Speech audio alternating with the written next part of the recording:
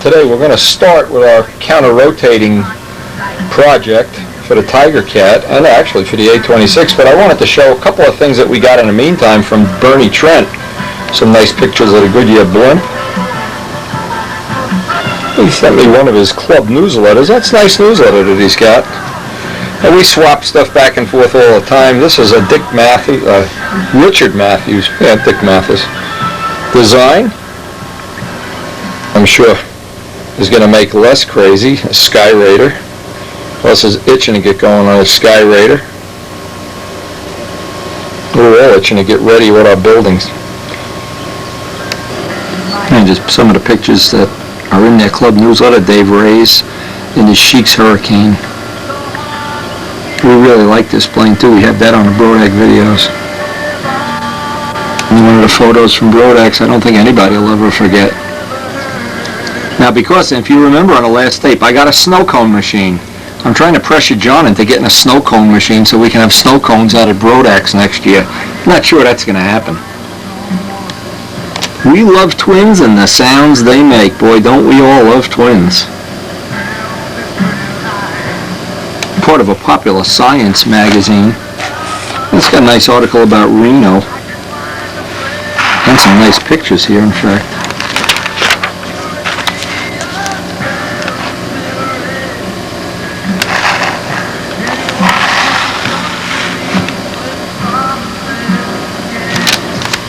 Anyway, there's never a time when you have enough Reno stuff, that's for sure. And AT6s, boy, if I ever remember my AT6 ride, whew, one of the high points of my very uneventful life. Bernie Trent, a great magazine. I will enjoy reading this.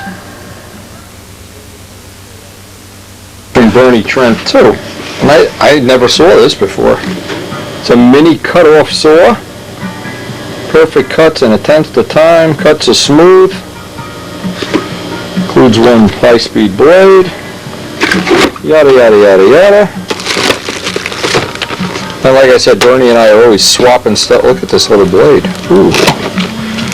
Now I always have we got a big table saw in the last video too. You know what? Rather than find a spot to put this right now, I want to wait till Les gets here. Les is pretty good at setting up and getting these saws to work, but this is a cool little thing. Let's see what this little puppy looks like. Always look at, you never have too many tools. Tools are like snow cones. You never have too many of them. Let's see where to go. Okay.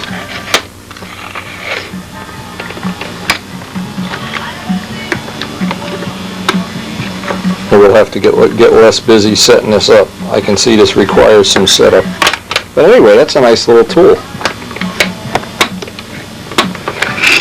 If you've never done a compound miter saw, which I have a big one, but it's ridiculous to be cutting balsa wood on a compound miter saw. This is from Bernie Trent. I think we're going to find some use for this. I'm going to have Les do his usual precision job of setting it up, and we'll find a place to put it.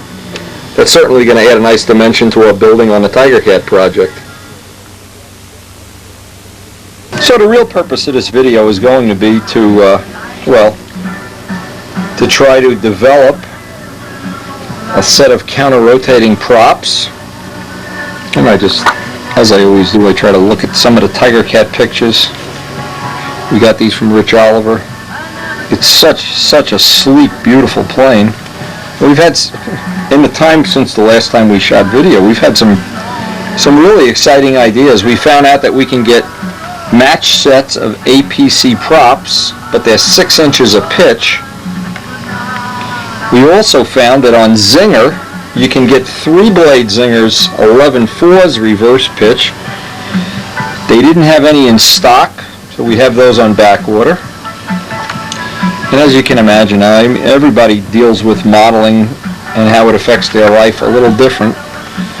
But I'm already dreaming about this project. And look how big the prop is in relationship to the plane. Now that gives you some food for thought. Nacelles are very small. They're big in diameter but small in size. Anyway, Richard shot these photos down right by his own house, somewhere in Texas. Got the big radial. But as you can imagine, we're just psyched. And now the purpose of this, and let me do a little storyboard, because we love the Tigercat, of course. We're already dreaming about it, thinking about it, scheming about it. But we still have some of this flying season left, and this is something you can always use to your advantage if you know that's how you want to go about it. And in my case, it's the dreaming that's part of what I do and what I enjoy doing so much. Is part of it is the dreaming, just dreaming about things that are going to happen in the future. And if you don't dream, I don't know how you can really make a lot of this stuff happen. You got to start with dreams. But let me start with a little storyboard here of what we're going to try to do in the next couple of weeks. And we'll try to include it on this tape. And what I'm going to try to accomplish, make a little sketch here. We have a little bit of time left in 2004. And we want to learn something about the counter-rotating props. And these would be the things in order of importance, I think. Is the first step is to get the crankshaft, get a reverse crank. That's already in the mail, coming from Texas, from Rich Aller, of course. The second step is going to be to get some props. They're called pusher props.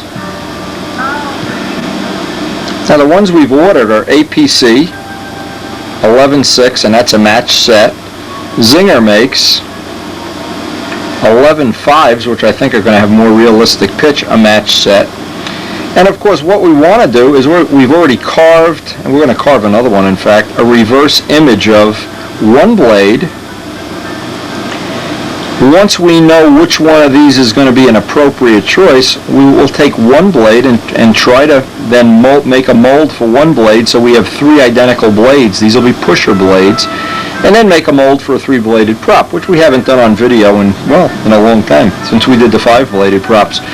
So anyway, we're trying to do this in a logical step, and what we want to do is, from all of this information, the other part of this will be if the rules, and Richard thinks the rules have already changed, starting January 1st, that we won't need 35s. We can then upgrade to 40 size motors, which I think will give us a little more flexibility. But what would be nice is to have all these possibilities all figured out and ready to put right into the Tigercat the first day we fly it. In other words, all the development time that we're doing in 2004, the only purpose for even flying a plane for the rest of the season is to develop some of these things. Now we did that flap adjuster, and that really did work pretty well. And that's an upgrade. And if we can get upgraded into 40 size motors, that's going to be a big upgrade. And if we can get reverse props molded and know which pitch is going to be appropriate, well, what it's going to be is we'll have a big giant head start on the 2005 season when it comes time to fly. So given that, that's the thrust of what we're going to be doing. And the first step is going to be when we physically get the crank in-house here in a couple of days, and then to pull one of the motors apart. The second part of this, let me do a storyboard on it. I'm talking to a lot of people, Al Raby, Will Hubin, Dave Downey, people that have, Bob Zambelli, that have information we may be able to use, hopefully be able to use. So here's our A26, and the first thing is going to be to decide, now from seeing Gilbert Behringer's plane, of which good thing we have about 14 of those flights on tape, well, he's chosen to run his engines this way. But Al Raby had suggested to us that a better way would be to run them this way, fly a couple of days, and then put this motor here and this motor here, so then in effect they'd be turning this way, and then see which way the plane was friendlier. Now you would think or hope, and it's the consensus of opinion of all the people that I've spoken to, including Al, who has given me a lot of feedback on this, that this would be a major upgrade over having two engines turning one way. That it would be, in some ways, smooth the airflow evenly over the plane. Maybe get rid of some GP, even though this plane seems to have very little, if any, GP, possibly because of the really large rudder. That's usually has a good effect on GP, kills it. But imagine a plane, if this does work out, that would have the stability that comes from having dihedral in the stab, the stability of having a big rudder, and the stability of having an even airflow on both sides of the fuselage. Now, I don't know where and when this is all going to pan out, or if it's all going to pan out this season. But I know it's not going to pan out at all if I don't get busy and work on some of these things. But again, the first thing, I don't want to get the APC prop ahead of the crank. The first step, as always, is to get the crankshaft. And when we do that, the day we get the crank, we're going to hopefully pull the motor apart, clean it up a little bit, see if there's any wear on any of the parts, which there usually isn't. The Rojet engines just seem to be bulletproof, especially those bar stocks. They are just unbelievable. But we'll check it anyway and get the reverse crank in. And then I had even thought possibly of taking a couple of days with our test plane and sorting out props in the test ship, because we really know how that flew with the props turning counterclockwise. Well, now that we're going to have a box or a handful of props turning the other way, well, we'll see if it makes any difference flying on a single engine plane. Somewhere in this test we're going to do that though. But in the meantime, maybe take a day a marginal day that you really don't want to fly the bomber. Certainly don't want to go flying a bomber anytime the weather isn't real nice. It's my Sunday Ducati kind of plane. But anyway, we really do want to work on this. Now, what's the worst that can happen? In the worst of all worlds, there's little or no gain. Well, if there isn't, you know what? You can always put the other crankshaft in, and you've at least learned something that hopefully you didn't know before. And we're in the business of learning. Not only in the business of passing information on, but in the business of learning in the real world. And I think we're going to be able to do that in the next week or two, and we're going to share it all on this tape, or as much of it as we can.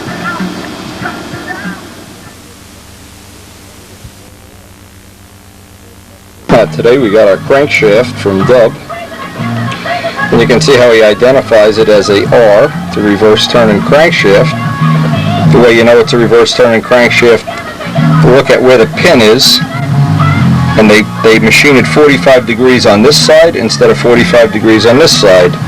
And just in case people like me forget, it's marked. I also got in stock, and Zinger was nice enough. Usually they make a batch of props, they sell a minimum of 6 in a bag, but because I have a lot of sex appeal, the girl out there seemed pretty willing to take a bag and put half reverse turning. And these are 11.5. These would be the normal ones. Now we have 11.5, and you can see what happens.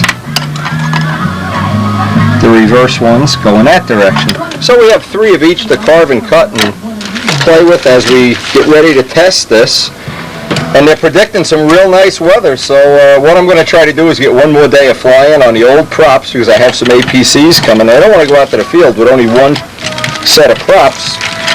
I'm going to get one flight, and that'll be the end of the day. So I get one more day of flying without the reverse turn and crank, and then we're going to get into, well, hopefully, swapping the crank out and getting on with our test program here. It looks like we got some nice weather out there.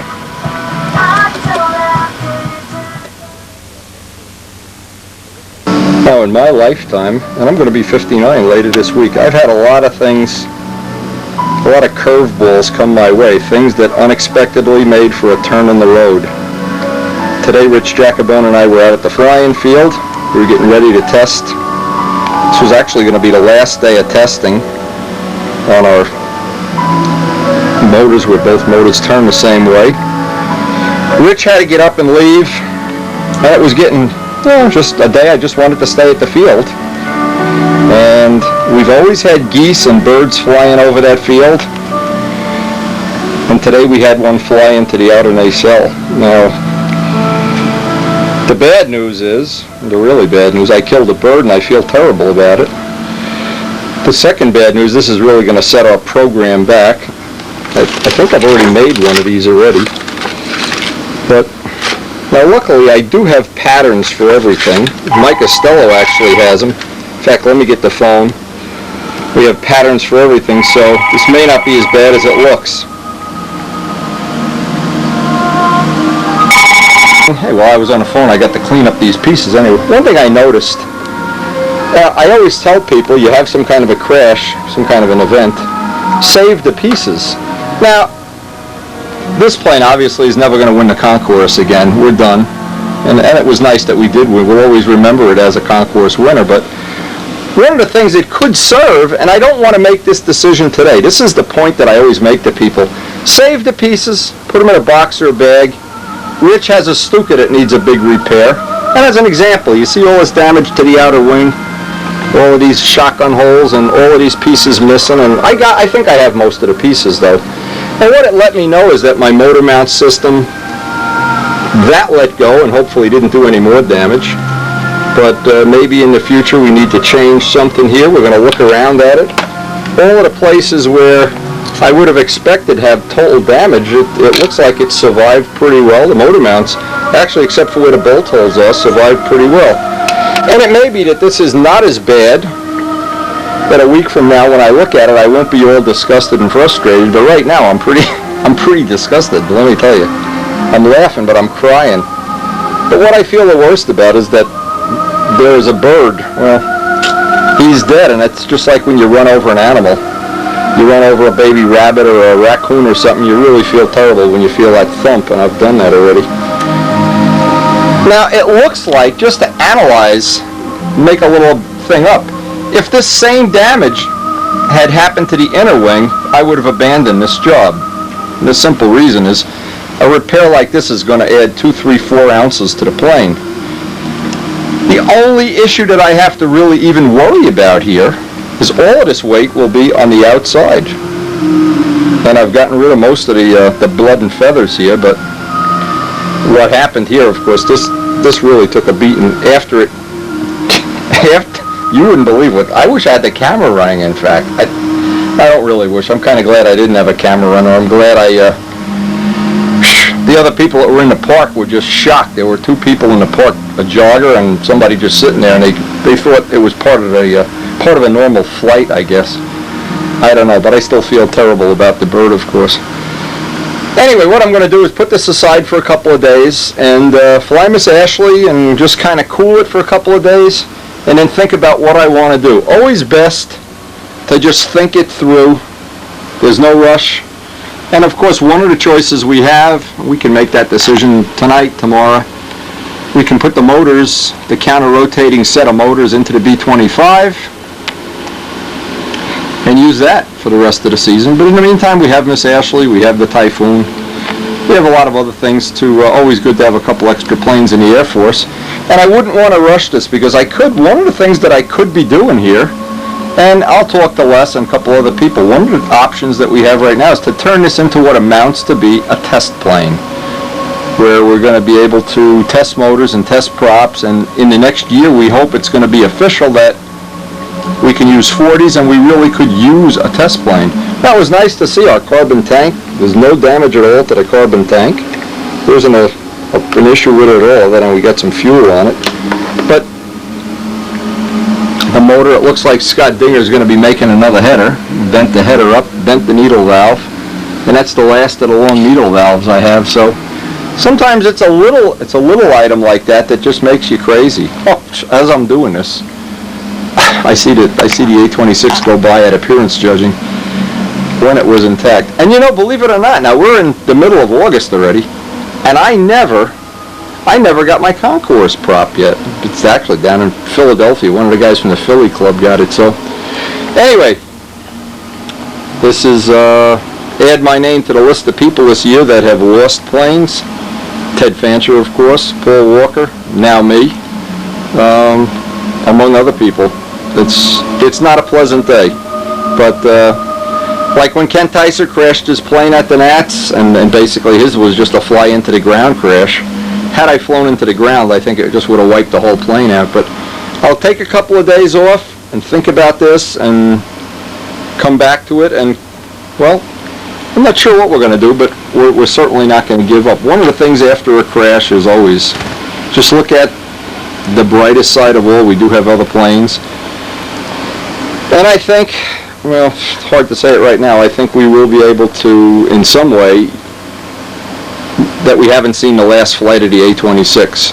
Somewhere at some future time, I think it's going to fly again. Another reason why I love having a cowl mold, if we ever do fix it and get all the paint work done, and I'm not sure it would be worth doing all the cosmetic work, but it just gives you a lot of choices. But you always want to save the pieces, and I'll carefully save all these pieces. And then when it comes time to put this together, I'll try to make what I think is the best decision possible. And thankfully, I have lots of video of it. I have lots of, and winning the concourse, of course, was one of the nicest things you can always do. And I have a lot of good memories of it when it was really in one piece and like a brand new. And of course, we've dedicated the plane to Father Regis Rhoda and co-pilot John Brodak.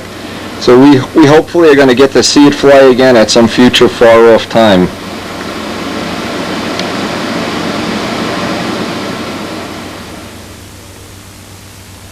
Thing that's good to do, and I just wanted to mention it, is I have some M600, and I'm going to take the whole model and try to get all the wax and grease off it as well as I can for just so that the oil or grease doesn't wind up getting in other things. And we've certainly learned a lot this year. Number one, the flap trim, some of the other things that were significant. We're real happy with how this last set of carbon tanks worked out with a little bit of upgrading that we did to them. The motor, we'll take the motor. Well, we're going to change the crankshaft in this motor anyway, so it doesn't sound like anything bad happened to this. But we'll test run it on the bench before we go any further, and maybe try to get Scott Dinger to make us up a replacement header. I don't think we can bend that reasonably. But if you take each piece and just clean it off, I'm going to put this away today, come back and think about it later on in the week.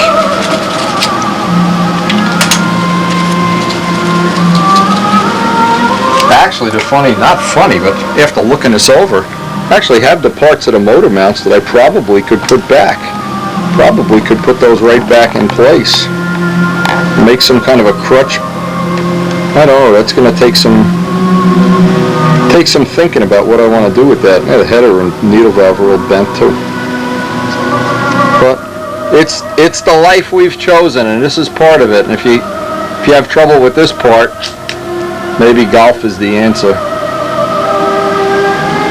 It's all cleaned up, and I'm going to put it away for today. Think about this tomorrow, the next day again. It's always the best not to do anything the day something like this happens, because you're too emotionally involved.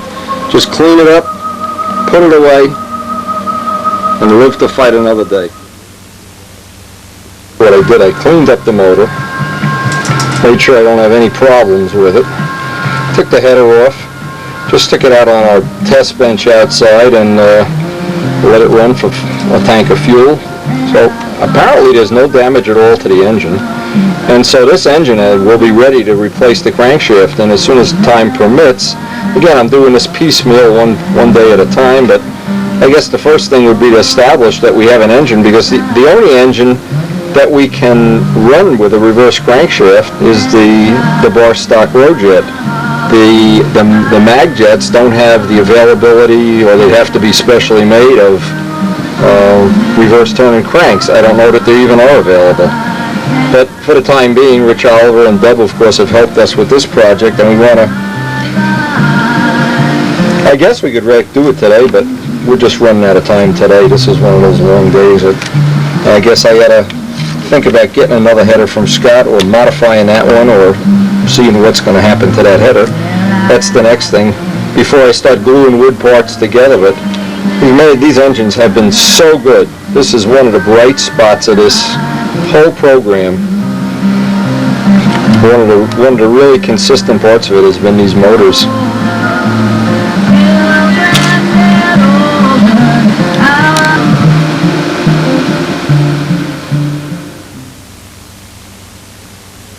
Today I'm feeling, well, a little less depressed.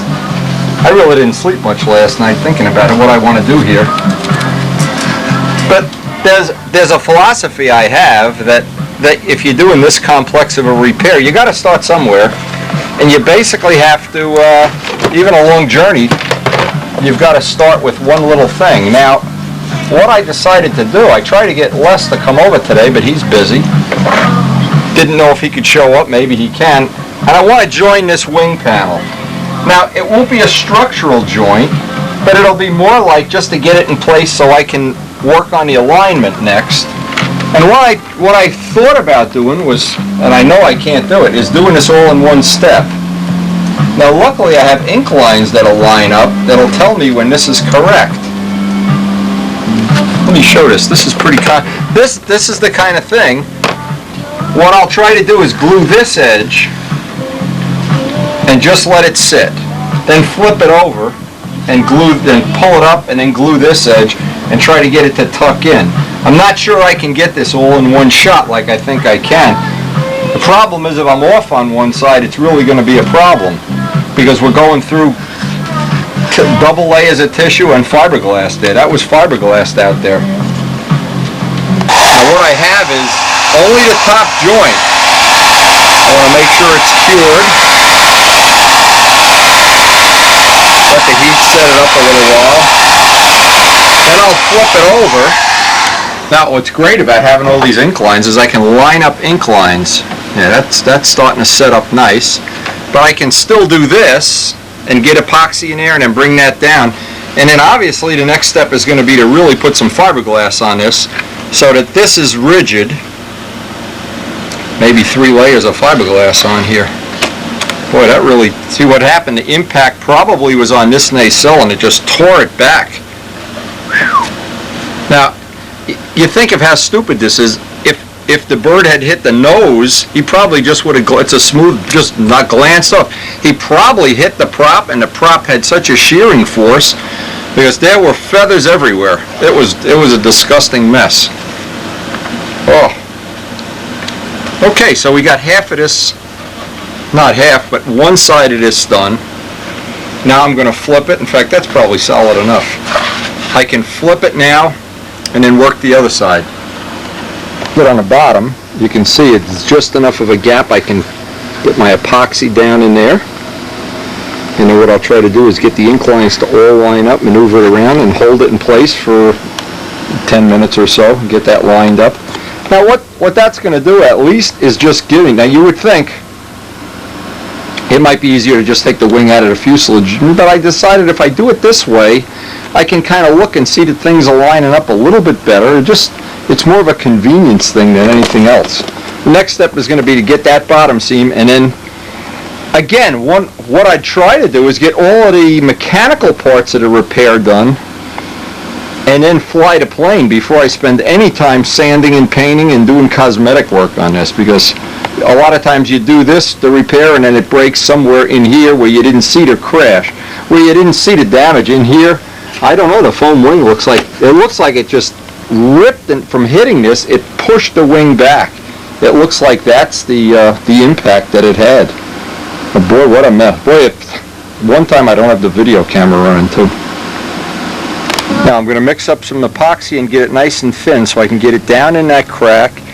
And then when I push this up, see, if I had a helper I could do both sides at once, but I try to always improvise in ways that I don't really need a helper. And then before I do anything else, I'm going to glass this joint, because I don't want to take any chance at all that while I'm working out here I'm just going to have this fracture again. That looks like that's going to line up well.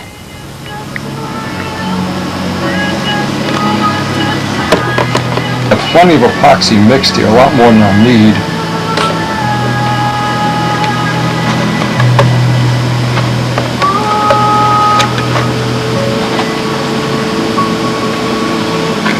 I don't want to spread this anymore.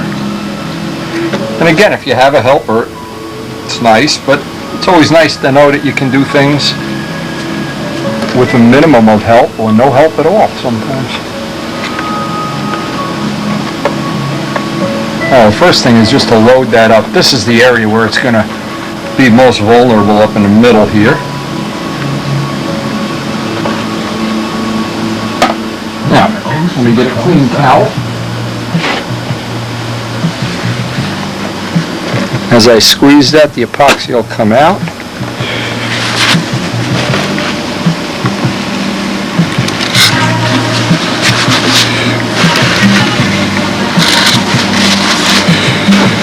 Had I done this the day this happened, I would have been very frustrated. I look at it too emotionally. And actually what hurt me the worst was knowing that I killed that bird. Looking at Chicky and thinking, uh-oh, somewhere down the road that bird is going to be asking for retribution. Okay, we're just going to let this, in fact, I'm going to hit this with a little bit of heat right now.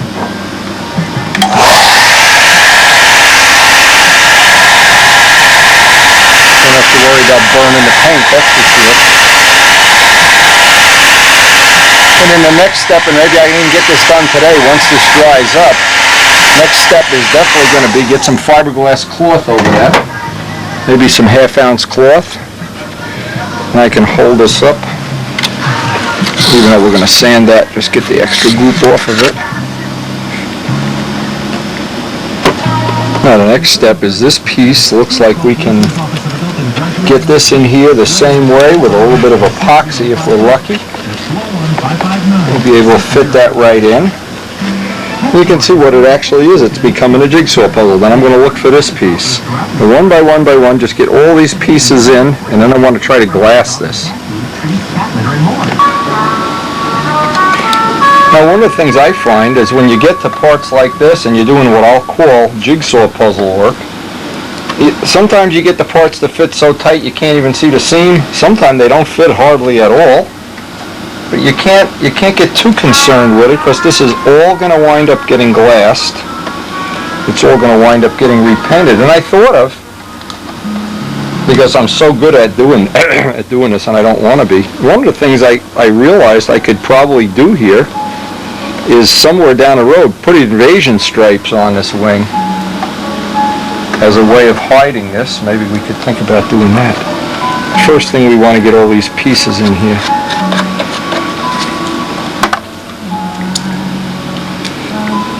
That piece is not going to really fit the way I want. I think this piece is going to have to go in.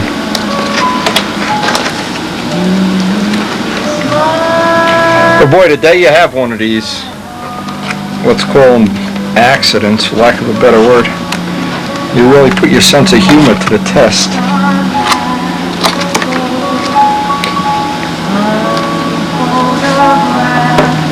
Okay, so day one ends. We're going to let this dry before I do anything. Let all that epoxy harden up before we go on to the next step. Because now at least I have the thing in one piece. And I feel, yeah, it's a major thing there. Just having the wing, well, having a wing back on a plane is a major thing. But again, you always want to look for hidden cracks, and I see one in here. And I want to fiberglass that over. There's just no way you can ever predict it.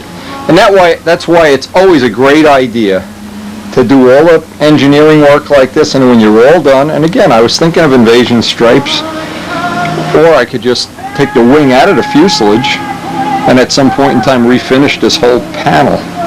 You can see it's in rough shape. But if I was going to fly it like this, I'd put a little piece of Scotch tape over each dent, just so it wouldn't be, oil would be getting in there. But I think everything will be better if I let this dry overnight.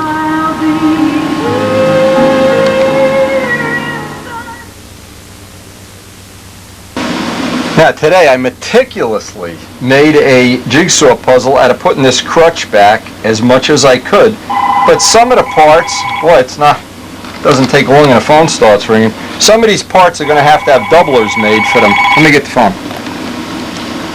All of this is the next piece I got to jig. It's just a jigsaw puzzle. I made 2 doublers on both sides of this, so that what I want to be able to do, I want to be able to pick the whole plane up by this. This has to be relatively strong because the outer skin is really more cosmetic. So I've been making one piece at a time. This is the next piece, and I've got to fit this in. This is going to be a little tricky to fit in, but that hopefully will give me the other part of the motor crutch, and then I can start figuring out. Well, I haven't glassed it yet. Just that I wanted to see all the structure. I wanted that to be good and solid before I get into any cosmetic stuff, even rough cosmetic stuff. And this one's really going to be tricky to fit in, I can see that. One thing I was happy with, and I'll make it part of the next design, is these carbon fiber reinforcements, or just make them out of plywood. That worked out pretty well. Again, it's one piece at a time, and every time I get one in there, looking around to see where I can reinforce it. In this case, the doubler isn't broken, but maybe I can get a reinforcement up to the top of the wing. And of course, then we'll put those little pieces of motor mount back in too. Well, little by little, last couple of days, we're getting piece by piece. Starting to give me a little positive outlook on this repair. Hey, but I'm liking birds less and less as this time is going by. Yeah, I saw that. Look at it. This could only happen at Windy. Unbelievable. This is the reason it's so important not to lose any little parts. Even the smallest little part. Oh, here it is right here. A little piece like this can save an airplane, basically. Now, if you didn't have this part, believe me, you'd have to replace the whole motor mount. And in our case, we have a better way of fixing this. We're going to add to this thickness, since we know the motor mount shim, we can glue the shim right in place over the motor mount and add some thickness that way. Add some integrity.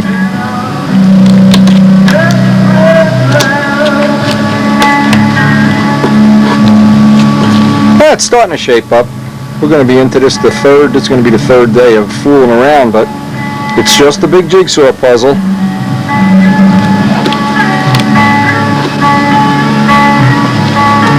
Before we go any further, what I wanted to do is bolt the motor in place.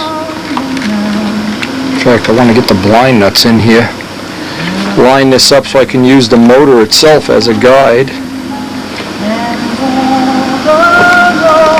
Now, with the engine bolted in place, that gives us some reference for our alignment.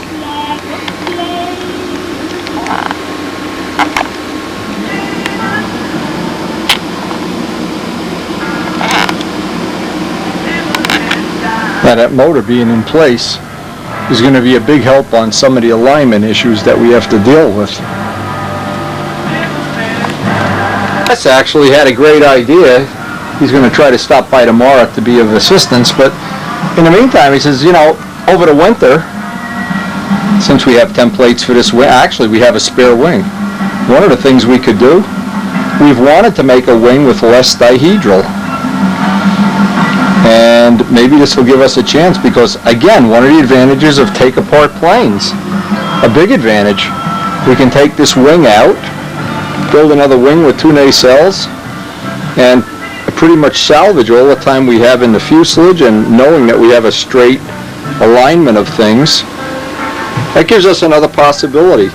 And anytime you work through a repair like this, you never know where the road is going to go. Like life in general, you never know where the road is going to go. But see, this is all busted up in here. We're going to make a new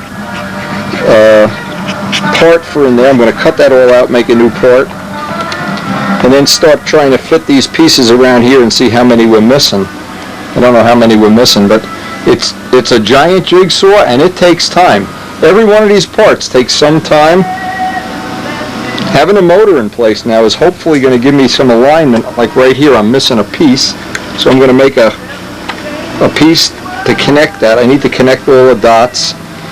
And I'm not going to try to be too fussy about making it ultra light or anything. What I want to do is make sure it's strong so that we don't have another failure in this part of the plane if possible. I'm going to start making some of those doublers up today. In fact, we're running out of parts here. And then I will fly the plane before I do any cosmetic work at all on this. Any of the high-tech cosmetic work. Still haven't glassed it every day. I've been running out of things to, you know, with the email and the phone ringing and everything, and I'm not trying to rush it. We're not getting it ready for anything. I don't think it's ever going to fly in a contest again. But I think, on the other hand, we're going to wind up with a serviceable twin-engine test plane somewhere in the near future.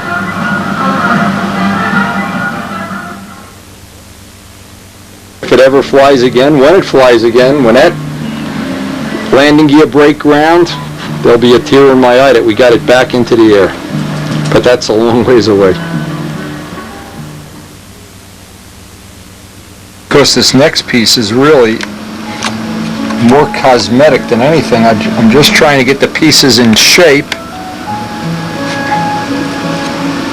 And boy, this is why you try to save every piece if you can. In fact, it's hard to get these to line up the way I want. And thank God for the inclines. The inclines allow you to get things lined up a lot better than if you didn't have inclines.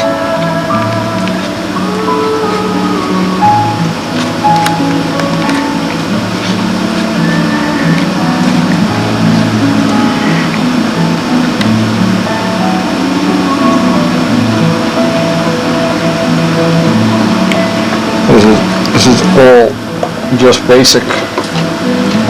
Put the jigsaw puzzle back together. We're not going to be able to salvage any of this finish, I'm sure.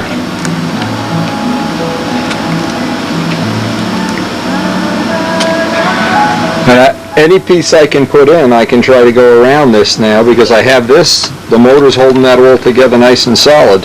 So this is going to be a cosmetic shell. Piece here is going to be really challenging because it's, first off, it's really in rough shape.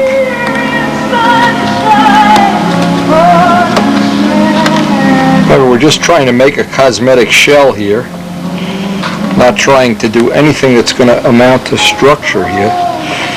Let's see if this can hook on. I doubt it. Now, one of the ways that you can get this, whoops, to fit is just get a little tack on it first. Again, if you have a helper, that's really neat. Try to line up. In this case, we did not get the incline lined up, but it really doesn't matter. There's going to be so much sanding and filling here, I don't even think it's important. Now try to go back up in here where it really is going to be a point we have to attach.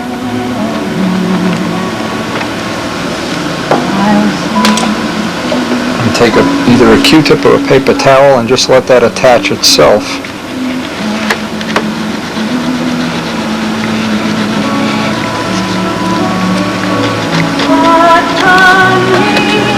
Now, if this plane were really heavy, it really wouldn't probably. If the B-25 crashes, I doubt we'll ever try to fix it because it's already too heavy. But this plane, I think, could stand the extra weight. And again, the more I think about Les's idea of making a wing with less dihedral, just so we could unbolt one wing and put the other one in, might be a productive thing to do. I'm not sure if we still have the core. I think Mike has both of the other cores. But we can get more cores. That's not a problem. That would be an interesting test. And basically, that would take all the repair out of the plane. Now, can you imagine if you could win the concourse with a plane that you made a new wing for? Yeah, it's really what I get up in the morning to try to do. Try to invent these things. Life's hard enough. You don't have to invent these challenges. Anyway, we're coming up on having some more of this. Every time we add a piece, it just looks a little better. A little more like,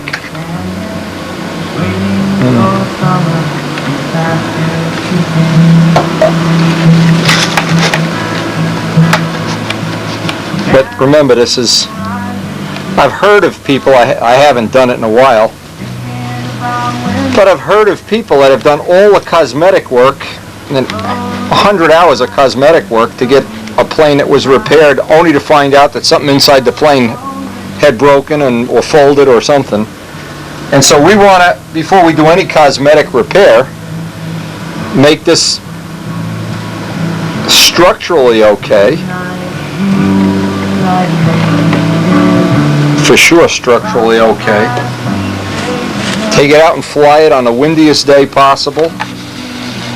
Put it through some really rough landings and whatever. before I devote any time to doing any further repair on it. But little by little, one step at a time, it's going back together. It's just taking time. This is going to be the next piece. Again, looking at the inclines, but I know the original ones are not that good to begin with.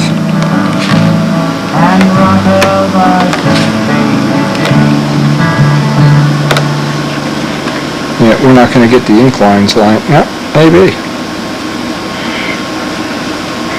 What a miracle. Actually, we're going to do this one starting in by the fillet.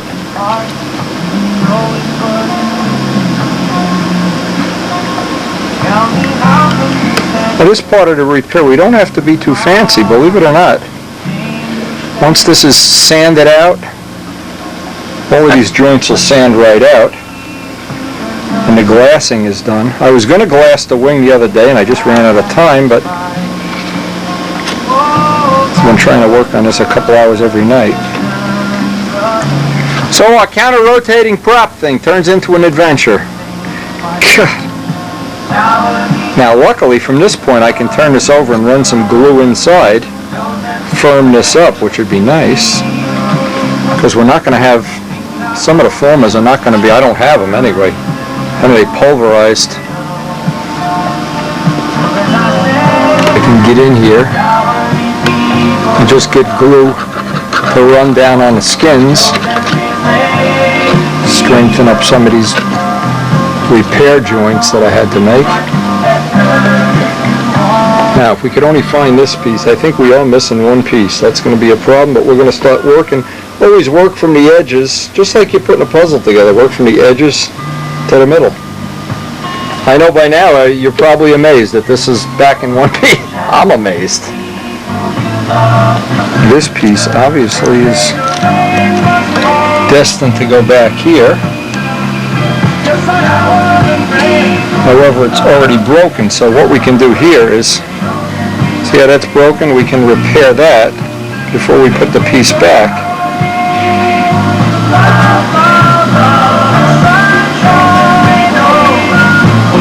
I know I'm always amazed, and I know a lot of people are, of just what's possible in a repair, especially when you think of the alternatives. It's like chemotherapy, kind of. That, well, it isn't fun, but the alternative is you're dead.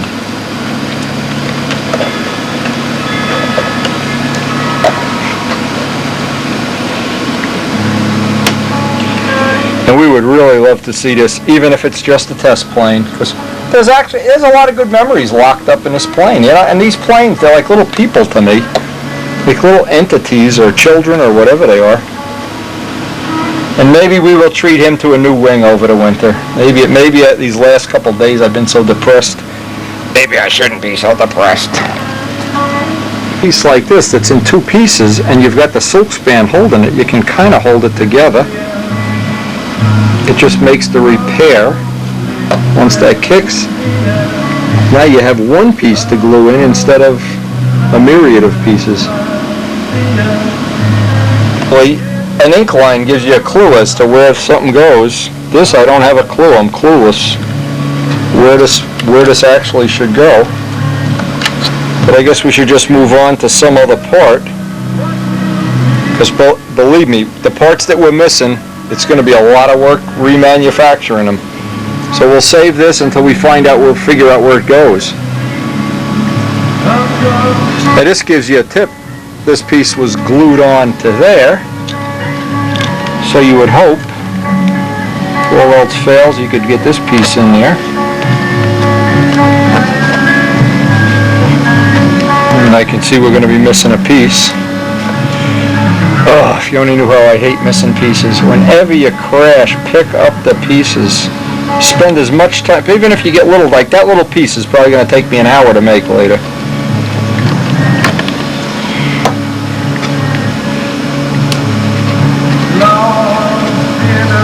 And anytime you can get behind something and get some glue on the inside. Now I'll try to hold this up on its tail and get some glue in there.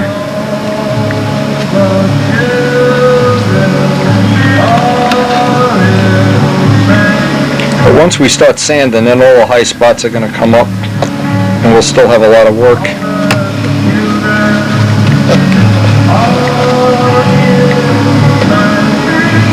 But sometimes just missing one little piece like that can ruin your whole day.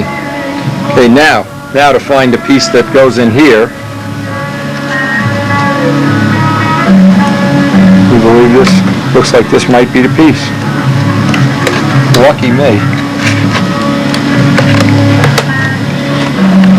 Now this is going to be tricky because I want to get this. I'll spend a little time lining this up.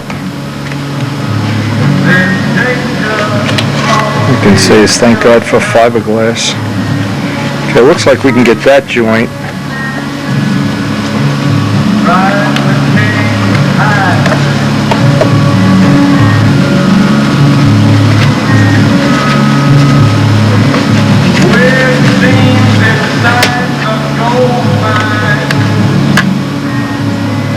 Think of all the hours I put buffing this out and polishing it and waxing it, and here I am.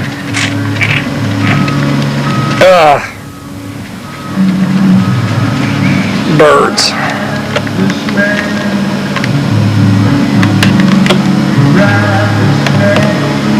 Okay, this is the last joint up here. Now we got to start looking for some of the pieces that are missing. Then the hard part comes, the parts that you don't have a part for. That's when it starts getting to be a challenge.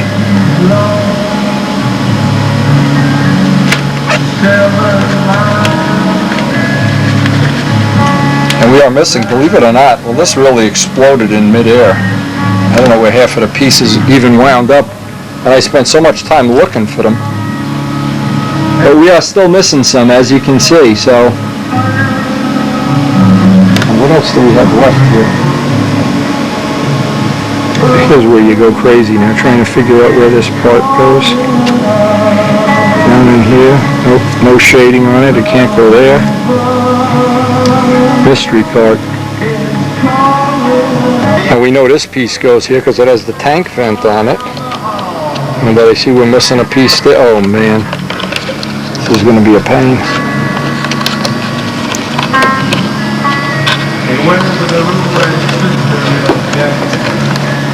I'm going to have to get behind this. Oh, I can pull it up this way. And sometimes you just have to settle for getting it close. I'm using some air epoxy light or something there as a filler. Well, if we were missing that piece, we had that piece. Unfortunately, we're running out of parts, and we're not running out of things that have to be fixed.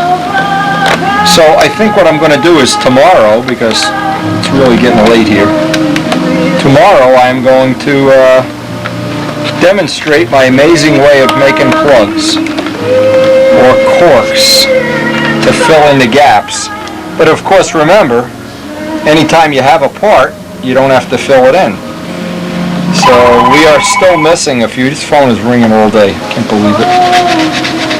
Anyway, that's about all we're going to get done today. And tomorrow we're going to start doing the corks. That, yeah, and there are parts missing. And this one, even a little part like this that holds the. Oh man, this is one of the parts that holds the cowling. Here's the other one. Which one this is?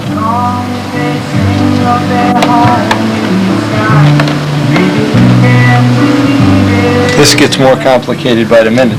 Like getting the last couple, see, even little pieces like this I've saved, but you know, unfortunately there's a reality here.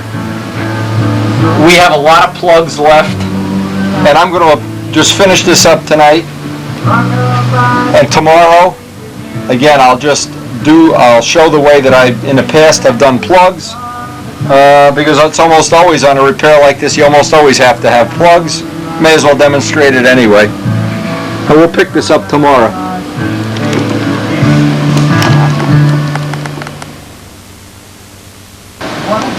Now today I have a rare opportunity to spend a good part of the day here.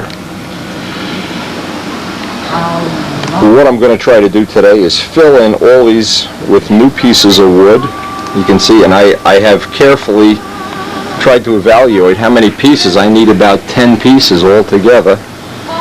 So it doesn't really matter where I start. I'm just going to start at any given part here and start making up replacement pieces of wood. It looks like our joint here that was the crack in the wing and the crack in the nacelle. That looks like that all panned out pretty well. Now the only thing I'm still concerned with is making these parts. Now what I do when I make a piece like this, for instance, is make a cork. Put a reverse curve on this, just like a cork in a bottle, and then make a plug and shove it in there and then sand it smooth. And all of this is going to be very, very labor intensive. But one of the plans I had, and I guess it's in talking to Les, who always has some good ideas, is over the winter I'm going to try to make this wing good enough that I can use it to test this bird. You know, that's exactly what happened to the other chickadoodle, flying into the plane. What I'm going to try to do is make just a repair that's cosmetically neat and clean. I probably won't even make another cowling for this, because I want to use this to test those counter-rotating props, which will become part of the Tigercat plan. And of course this actually is the beginning of the Tigercat. This is a hell of a beginning for a Tigercat, but this is the beginning. Yeah, make a nest in there. Go ahead, Chickie. But one of the things that I'm getting from this is I want to make another wing. Now I really want to make a wing with less or no dihedral, and that's one of the things I can do because we're going to be laying out templates for the Tigercat. And probably because I have this really nice and light tail fuselage and all the work that went into that, making a wing in nacelles would probably be about the same amount of time as building a typical stunt ship. But then I'll have a plug-in wing with no dihedral and a plug-in wing with dihedral if that plan comes to fruition. And I can kind of look at it and say, gee, what's the penalty I'm paying for having dihedral, and what's the benefit of having no dihedral? And in this case, because the plane came out very light, I could even make it an inch or two less in span, get away with that. That would make the plane a lot less cumbersome looking in the pattern, maybe make it a little more palatable in the pattern. But anyway, just some thoughts. In the meantime, I'm going to go get my sanding blocks and some scrap pieces of wood. In fact, we already have some scrap pieces of wood there. And start cutting up and making plugs to fill some of these gaps. And hopefully by the end of the day, we'll have these gaps all filled in and we can start sanding these areas down. Now, it's a significant thing to me just to have the plane in one piece again. Because it really is a heartbreaker for me. I mean, I'm sure everybody can relate to this. It's a heartbreaker when something that you've worked this many hours on takes a beating. But I've learned in my life anyway, every time there's a tragedy, I try to just make the most out of the parts that I have left over. And as an example, the Miss Ashley, when it crashed, I wound up learning from that and making a carbon fiber wing for the other wood body I had, which became the second Miss Ashley. So from this, it could be that at the end of this year we'll have a plane with interchangeable wings, one with dihedral and a little more span, one with less dihedral or no dihedral. We have a couple of choices.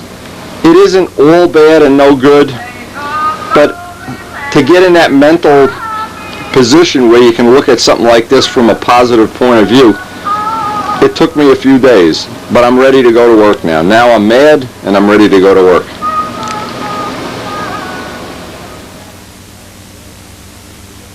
Now I'm going to start from some given point. This part here certainly could use a patch. So what I'm going to do is get a brand new blade and try to razor this out with some reverse curves and then make a little balsa block that'll fit right in there. Now what I did, because this block was pretty well beaten up, I just glued the block in. So I have a no removable, one landing gear will not come out anymore. Maybe a little handicap, but by the time I got in there I just figured this would reinforce it too and make it a little bit stronger. I sure wouldn't want this to come out in flight or something or be one of the weak parts. Now what I did at the end of yesterday, I got in there, I laid this down so it was facing with the tail down and just poured CA in here and let it just drip back into this area from the inside. So this is kind of solid, but there still are some weak parts, and then I'm going to have to get up here and make a patch You can see back here I'm going to have to make a patch, so I'll do one of these on camera. I'll get this piece made up first, and all the little pieces that go in. It's easier to get all the little patches made in, get a skin of thick CA on them, and then this whole I guess I could work on the whole nacelle at one piece. That would be the, well, looking around here, this has to be dressed in. There's a lot of little pieces to fill in. So the first thing is to get, at least for me, is to get all this old wood out of here.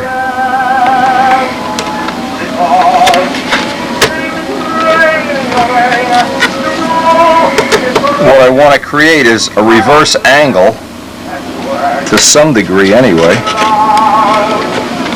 and I want this to stiffen this part up, so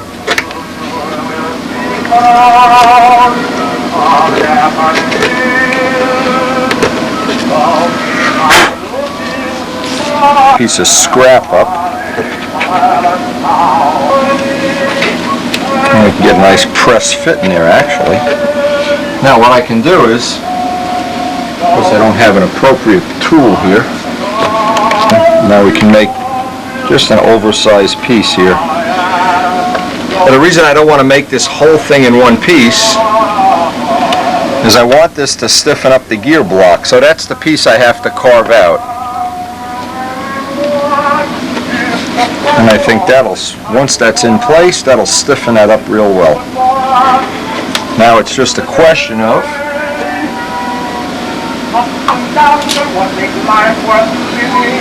and this gets real sloppy in the beginning, but see, this will stiffen up the block, it'll stiffen up this, give me some material here. After all this, I don't want the gear blocks to come out.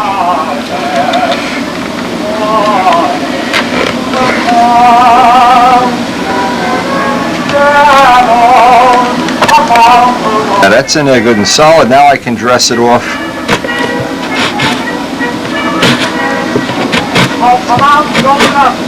Leave a little extra on there so when I block sand it in,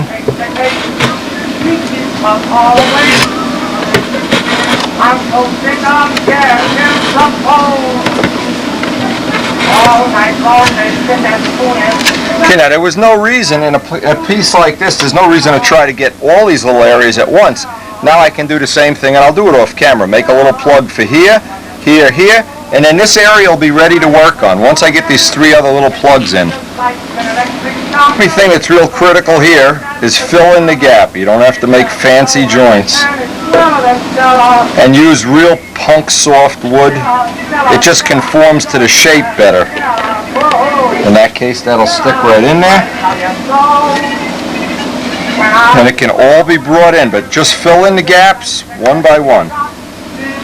What I've done in the past is try to be real fancy and pre-hollow things out, and it never paid. It always pays to do it this way, I think. We'll find out when this is done. And you don't want to have any area that you're not getting glue on. Now this will complete this. Once this dries up, then I can start shaving and sanding. It doesn't have to be any fancier than this.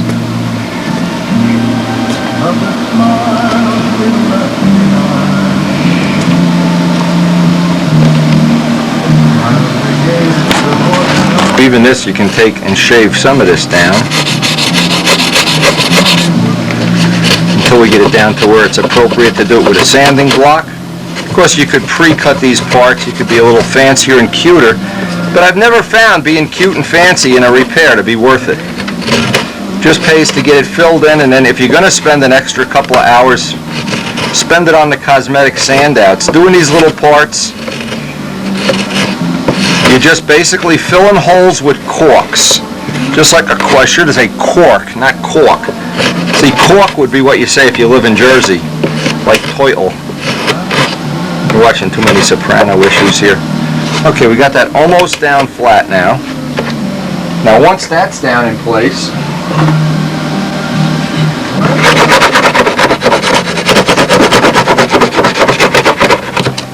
and just make sure I have a good bond up. And once this is all roughed in,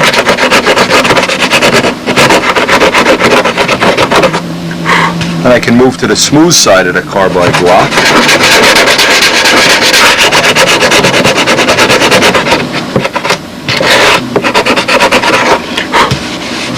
Now, next thing is to find the right piece of sandpaper and the right block that I can get into this area nice and smooth. And the right block sometimes is a little difficult. I just want to get in there.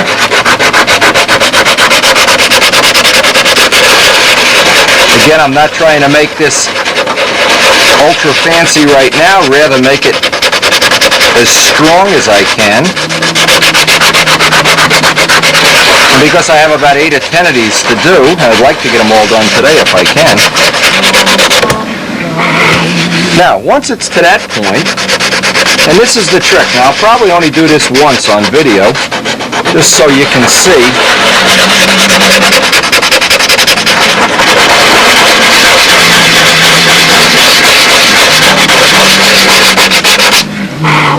Okay, now that's about as smooth as I'm going to bother trying to make that. But now the trick is, get a clean paper towel, some thick CA. Don't get too cute with it. This just hardens up the wood so that the next time you sand it, the wood will be as hard as the paint and you can make it smooth. And this is the trick that's worth its weight in banana peels. Now, since having this accident, I've got literally hundreds of people calling and emailing me and wishing me well and saying what a jerk I am and everything in between, but let's really hope that I can pull this one off, and that at some point in time we're going to see this guy fly again. Let's hope. But again, this is a cosmetic thing here. This is not a structure. When we do the wing joint, that's a structure. And I'm doing this just as a cosmetic exercise so I can show a demo of how I would go about doing some of these other pieces. Because if there's anybody around that's gone through a lifetime of doing this, 40, 50 years like I have, and not crashed the plane, hit a bird, or flown into the ground, or had a bell crank come out, or something. As Gilda Radner used to say, there's always something. Now, once you get that sanded where it's kind of smooth to the touch, you would think the next step would be, and it is, more CA. And I'll use probably 3 or 4 big tubes of CA on this repair, but that's the trick right there, is to get that wood hard. Now we could sand it with maybe some 400 or whatever, get that blended in. It also does another thing, it fuel proofs everything, so while we're test flying this before we actually do the paint work, we don't have oil soaking into the wood. And then at some point in time, even if we build another wing for this plane, we want to have this wing. We don't want to throw this away. Now that repair there, that's about ready. We're going to do the same thing up here to these areas. These just need to be sanded. With thick CA around, sand them several times. We'll make a plug for back here, same way. No difference, just cut this out and make a plug. Over here you can see we're going to need quite a bit of work, probably some air epoxy light ultimately. And anything that needs a cosmetic fill, we'll try to use air epoxy light, but most of it is going to be just a repeat of what we've done right there. Fill it in with a cork, sand it, grind it level, and then in the course of 4, 5, 6 coats of thick CA, sand each one in.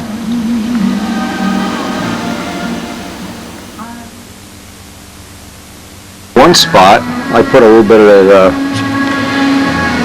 nitrous stain on there so I can start getting those very light coats. 1 coat at a time is better than trying to put them all on at once. In an area like this, it's better to clean off all the edges and then just take a piece of old scrap and the same thing, make a cork. This is just the cork that's going to go in there. Once I glue that in and sand it smooth, I'll do the red lead, and I'll have this part of the nacelle hopefully finished, and then I can move on to the front part of it. It's ready for a final sand out. Now what I'm doing up here, and this area is almost ready for some primer. As I'm working each area, I go back. Each time I would put the nitrous stain on this area, wet sand this out, some M600 and some 600 sandpaper, so that one by one I'm getting these areas prepped, and this one will dry now. Now, while this one is drying, and that looks like it's going to be okay, while that's drying, I'm going to make up a patch for this, same way, make up a patch for this, and start working this area. And again, most of this is just redundant. It's the same thing over and over and over, and it's just labor. There's just a lot of hours of stuff going on here.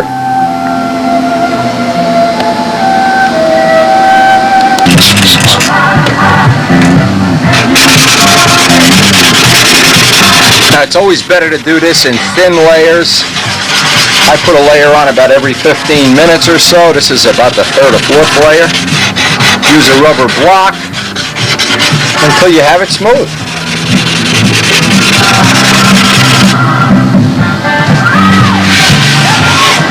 Now, while we were working on the front, this was drying, so I can get another layer on this now. And eventually you'll just have the little part that you filled in.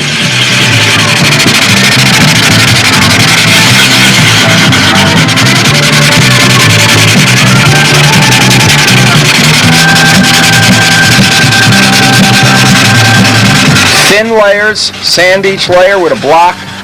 Eventually you'll get relatively nice smooth skin, and then this will be ready for a coat of primer.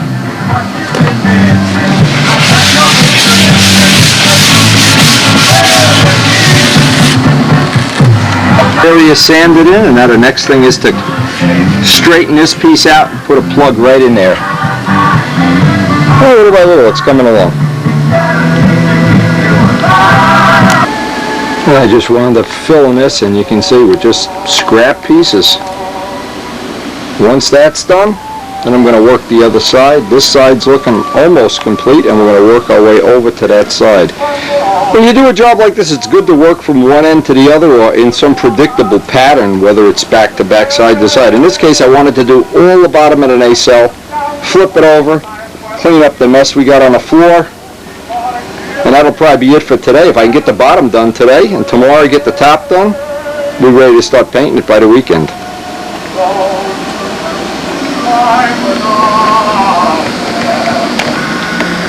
Well, we did get all the woodwork done on here, and what I'm going to do, just put the last coat of the nitrous stain on here. I'm going to let this dry overnight, and tomorrow come back and flip it over and do the top. Oh, this has been quite an exciting day, to say the least. Quite an exciting day. We are making some progress. Well, on the last day, we've really made some real progress. And it's always best if you can let this sit overnight, which we're going to do. And we'll come back tomorrow, and like I said, we're going to flip this over and look at it from a lot of different angles. This will be ready to wet sand out. Actually, that side will be ready to prime. And then we're going to do the last part. The last thing will be the structural joint. This is going to be a structural joint. And I wanted to wait to the last minute to do that, just to see if this was going to come apart or be weak in any way, and then I would re-glue it before I put that extra layer of fiberglass or whatever I'm going to do there. I haven't really decided yet how to figure out how to do that. And I'm going to let all this cosmetic stuff go. Just put tape over the bottom of the wing. I'm not going to spend a whole lot of time on that outboard wing, because I really do want to get this back in the air before the flying season ends.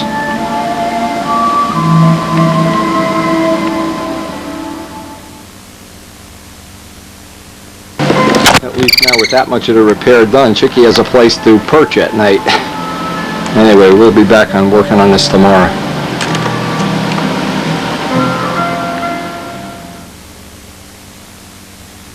This morning, I know this is a coincidence even I can't believe. Bob Zambelli called this morning. He hit a bird over the weekend. Didn't hurt the bird, hit him with the flying line. Hey! Can't even start a day off here. Anyway, what I did, come on, get out of here. I'm trying to figure out how I want to do the top of this. And I'm going to spend probably the better part of the day. I have to make, look at this bird. You want, somebody's going to hit you. I have to make some parts here, and then I have to put the engine back in, make sure I haven't moved any of the alignment. I've been filling inside here. I took a brush and some fiberglass resin and got some inside some of these cracks. Let me show this up close. Now today's job, I'm going to make these parts up, and this will be pretty simple. Doesn't even warrant putting a lot of it on video.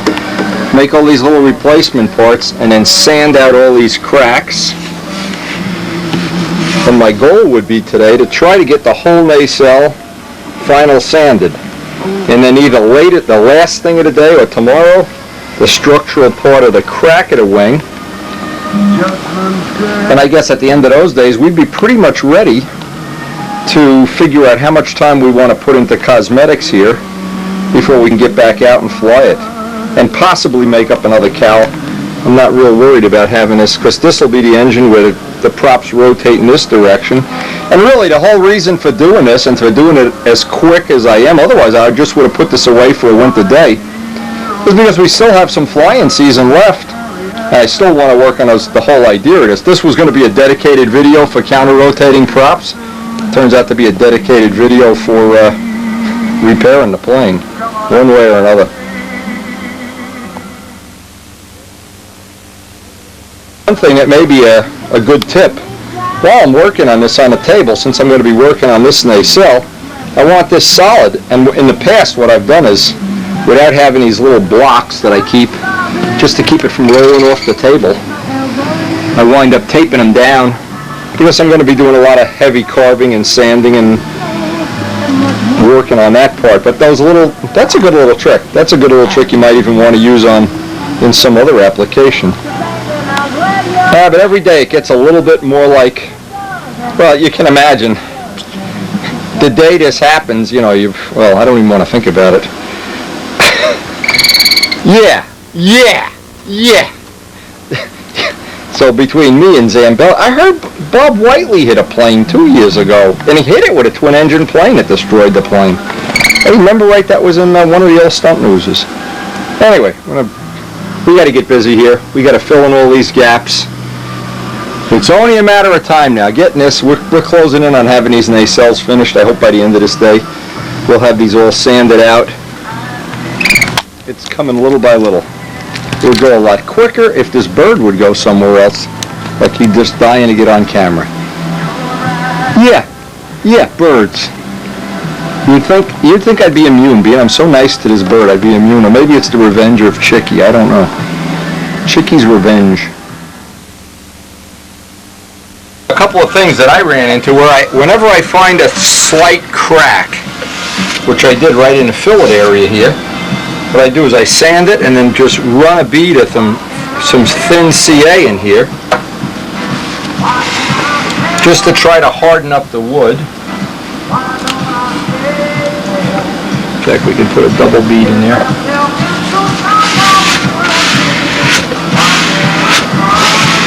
Now, so far, all of the woodwork here is basically done. We're going to start working on that joint. I want to get the nitrous stain on here. There's a couple more little spots. Actually, the worst part of this was making up these little plugs. It just takes time, though. It's a lot of hours.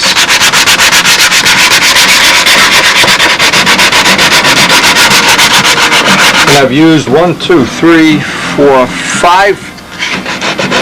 tubes of CA already, 5 things, in making a skin, hardening up the ball, so making a skin. But the only other choice would be to put 100 coats of dope back on here, and that would just take forever, and we lose some of the thing that we're trying to accomplish.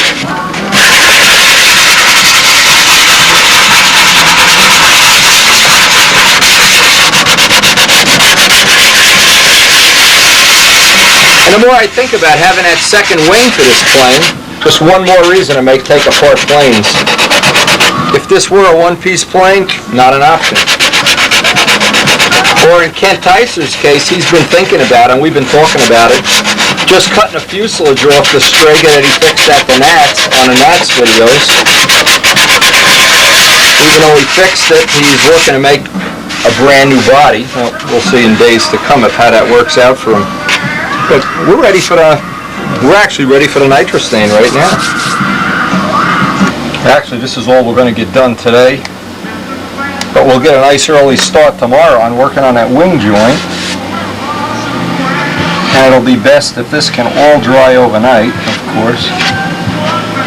Usually only takes about 15 minutes to dry, but if you let it dry overnight, it's even better. Now, I don't like, believe me, you never want to use this to make a fillet or to make anything structural, but in these little cosmetic flaws, of which there are many, this will save us. Got one over here that's bad. Thin layers, let each layer dry out thoroughly before you even sand it. It's your best shot at getting it nice with a minimum amount of work.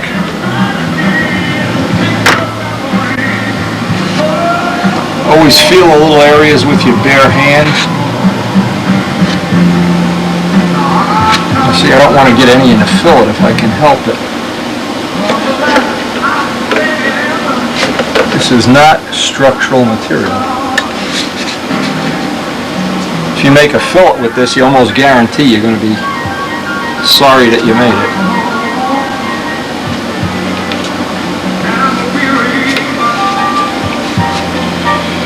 Alright, so if this dries up tonight, tomorrow we'll be ready to start our structural repair.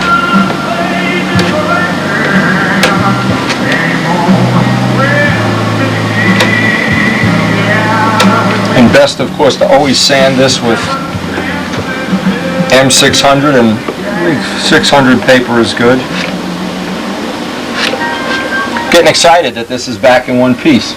My baby, my poor baby. Spent a lot of hours making this thing. And no more flying into birds. But just imagine if you were motorcycle racing now. I always think of that for some reason. Oh yeah, we had a little accident. Hit a bird at 190 miles an hour. Took my head off.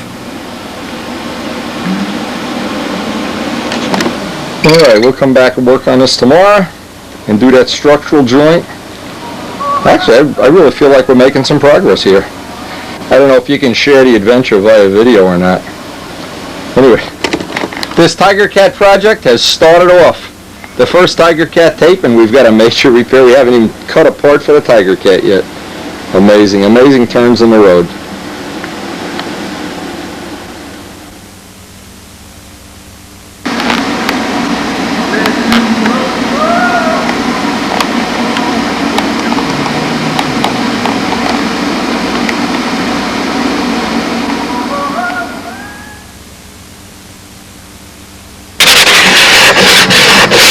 Today, what I want to do, I want to put this joint on here. I want to rough up the paint. This is some 80 grit paper here. Rough it up. Put a coat of thick CA on. That'll act as the binder. I want to get right up into the fillet on both sides. And then make up a patch. Fiberglass patch for this whole panel.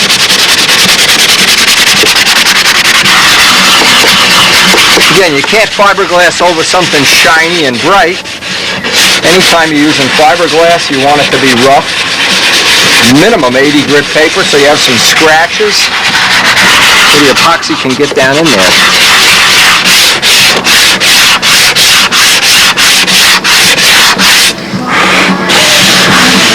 In any spot, in fact, we got a spot right there. And get rid of all the bad spots.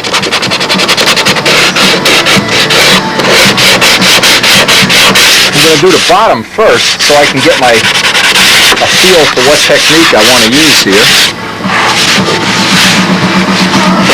Remember, this is a structural joint. This is not an appearance joint. We'll worry about the appearance thing at some future day. Right now, hopefully we'll make this strong enough. And I'm going to put piece of 1/2 ounce cloth, and then where the high point of the wing is, maybe a couple of extra little strips just to reinforce it. We want to lay out, get a piece big enough for this.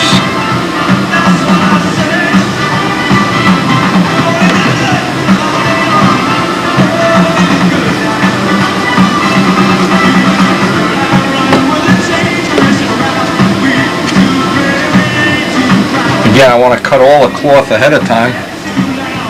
In fact, what I'm going to do is sand the whole top of the wing too. The idea being that I can do all the glassing in one operation. Get the pieces made up, get the extra little pieces made up.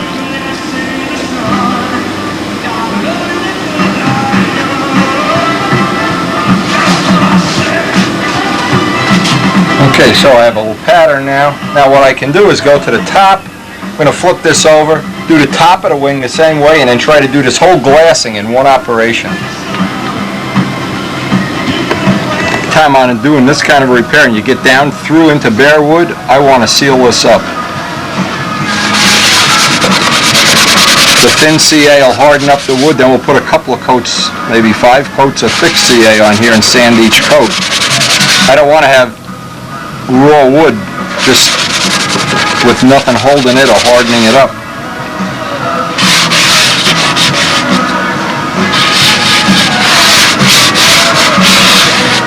What's nice about using this system, it goes really quickly, and it gives a nice hard, the wood is nice and hard when it comes time to put the fiberglass down. We're almost ready for the fiberglass. I want to make sure that's flat because otherwise I have a high spot. When I do the finished part of it, it'll go right through, and then I'll have more of a problem.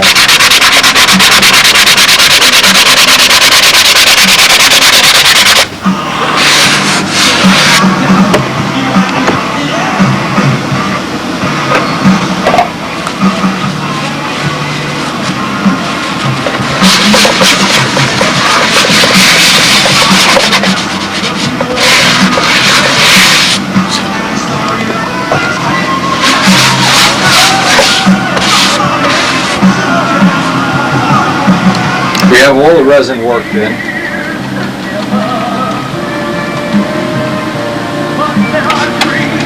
I'm just going to backmask everything. I'm going to paint the resin on here.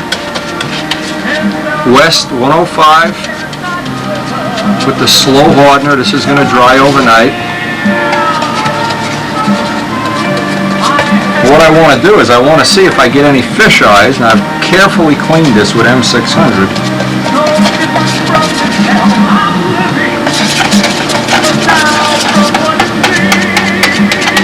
Nope, looks clean. But if I were to see any fish eyes, I'd want to wipe this again. Maybe even re-sand it. So far, so good. Again, remember, this is a structure joint. This is not a cosmetic thing.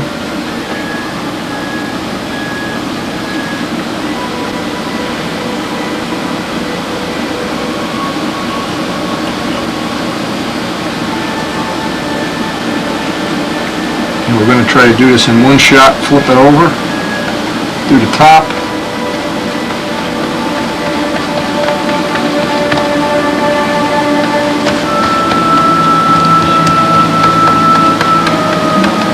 At every step we get closer to getting it back in the air, and that's the whole purpose of doing this. This is our Tigercat test plane now.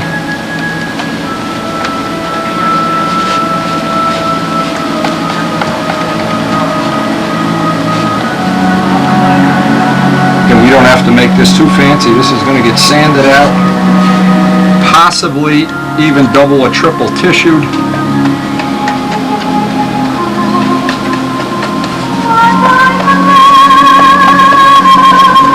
And of course, it's nice if you can get as many of the wrinkles out as possible.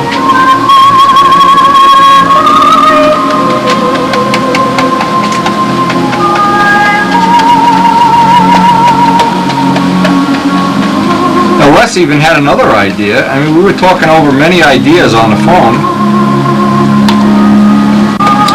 of turning this into a total test plane and using this wing, just making a profile body. The other thing that happened is Mike Costello called. Of course, his A26 isn't even close to being this far along, and he was thinking maybe I'd just give him this wing. Well, maybe I will. Depends.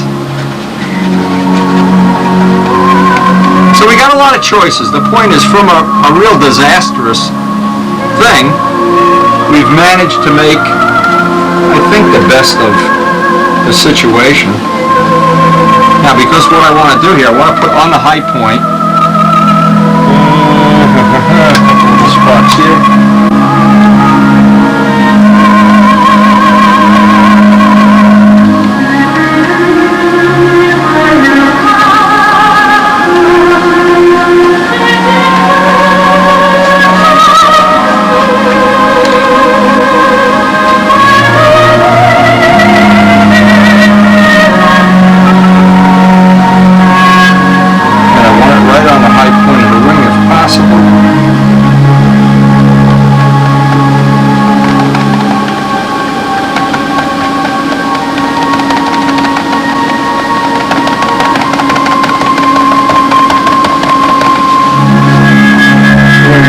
One little strip right down the middle so we don't get a stress riser.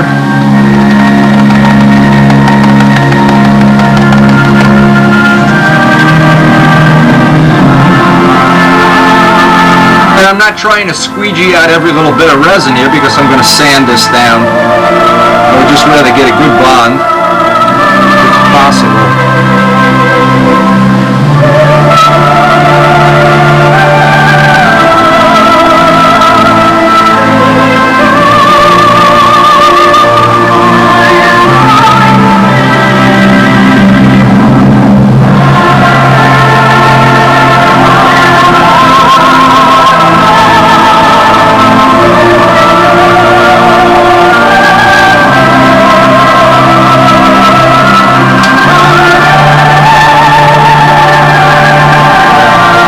We always have the possibility at some place down the road of having an extra wing and just molding up an extra body and making a tail. We've got a lot of choices here. Alright, so I'm just going to leave this. I'm going to flip it over, do the top. Man, we can do that off camera, in fact. We'll have this whole thing dry in tonight. Well, once that's all dried up, tomorrow that'll be ready to sand out and start doing some more of the, maybe we'll even get it up to the prime tomorrow.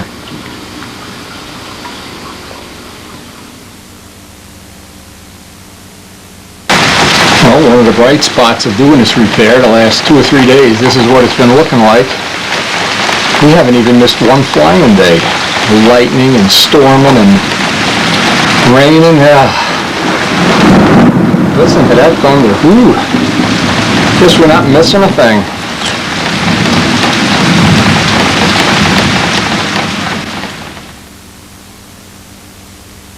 Today it's always nice to take a little test of when you're going to sand any resin, especially West resin. Just take a little test from in the area, and I left the back masking on there. But once you see the powder coming up, you know it's going to be perfectly alright to sand this down. Now if you're using hobby resin, a lot of times it doesn't powder right off. It gets difficult to sand. It gets chewing gummy, soft. West Systems resin doesn't do that.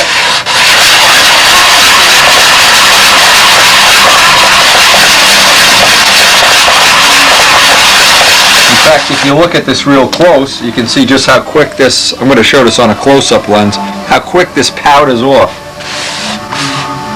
Just powders right off. And I try to just candle this as I'm going along. Sanding any fiberglass, I don't want to go down into the cloth. I purposely left a little bit extra on here so I'd have material to sand through. And my job today, I'm hoping I'm going to get done, is to get this whole side, well, the top and the bottom, all sanded out and get ready for the priming.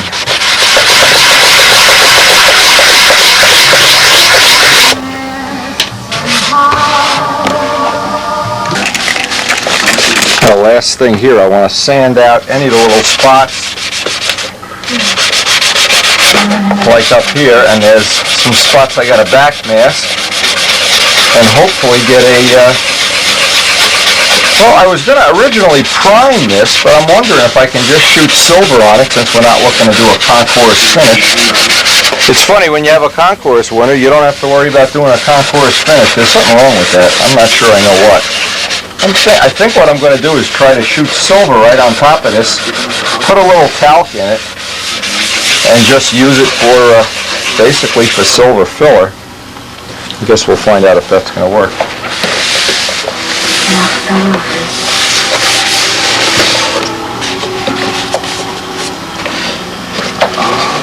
And then the biggest challenge is going to be, I thought about maybe even trying to repair the old cowl or make a new one, haven't decided yet.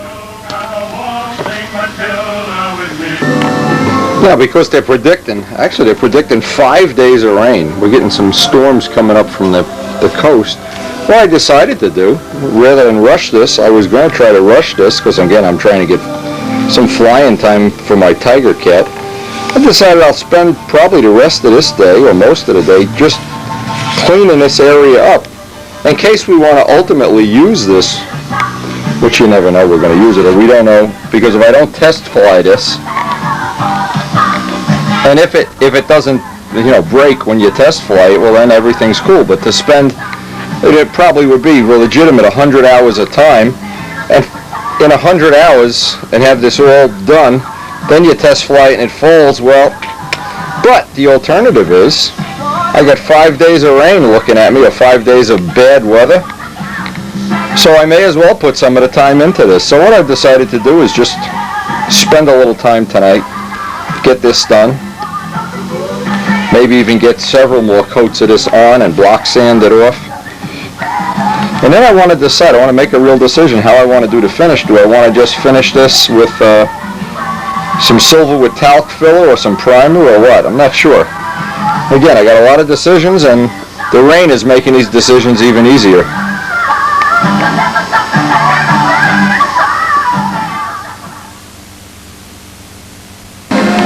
Now, what I decided to do, because of the weather more than anything else, I was going to paint right up to this wing and then leave this bottom. It's really only the bottom of the wing that's damaged. The top is pretty clean.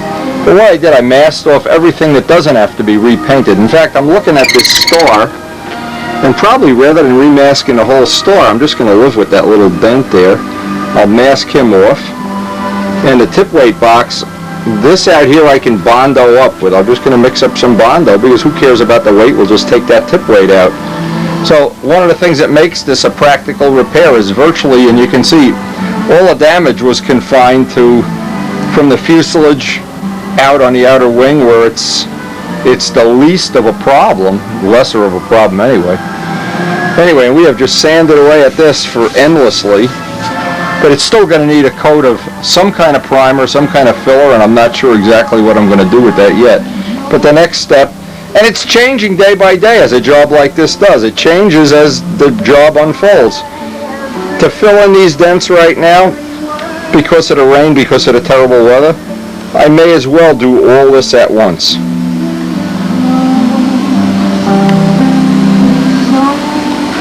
Now, Aero Epoxy Light would have been a better choice, but we would have had to wait overnight, and I don't want to wait overnight. I want to sand this out and get the second and third coat on.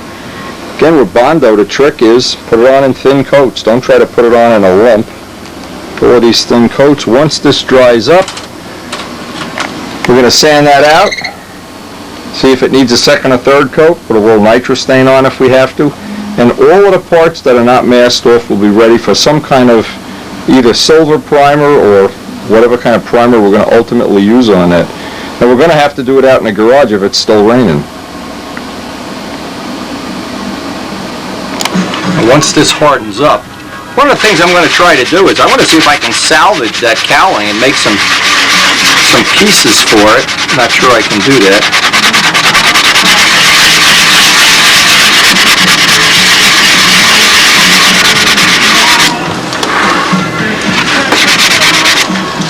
Anyway, this Bondo, you can see it's still a little soft. I think I'm just going to let it cure out. If it doesn't powder off, yeah, I'm rushing things now. If it doesn't powder off, you're really not making any progress. But when it, good thing to put on the tape, when you see it like this, you know that's going to be a problem. That's going to be, it just hasn't hardened up yet. And if it hasn't hardened up yet, you're just wasting your time. So we'll let this sit. I gotta go work on a cowling for a while we can let this sit up just a little bit more.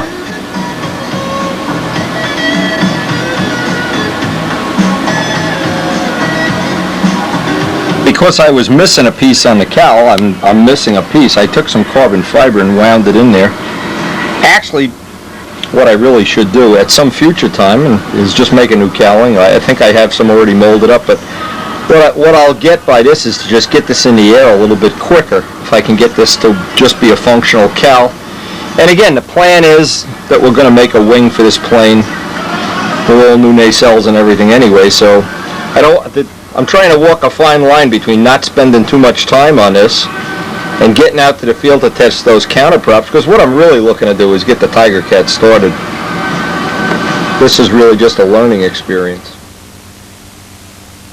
Example, if you don't wait for Bondo to dry because it's polyester resin, what you're looking for is that it just powders off.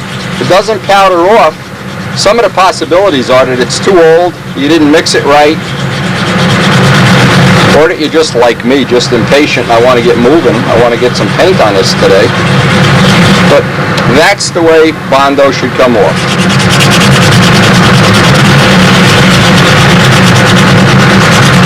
And because most of this weight is right out near the tip weight box, I don't even care if we leave a lot on. I'm just looking to try to get a nice finish on this, or as nice as possible within the time window I'm going to allocate to this.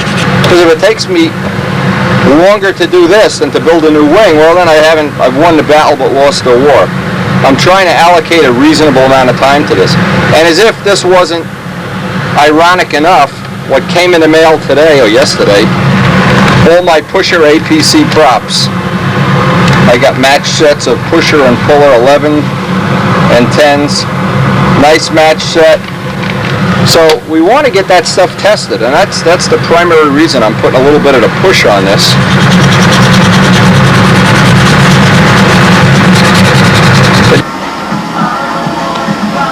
Well, I hope we're closing in on having the last coat of what's going to happen here. So I want to get this final sanded, and I want to get some paint on it today if I can. But this is the part where you really have to be patient. You just have to do it over and over and over again. I mean, as opposed to, if we really did this right, we'd strip it down to bare wood, but we'd be talking about hundreds of hours then, where this is just not going to be that many hours. I think we're going to basically meet our goal of having a salvageable test plane when we're done.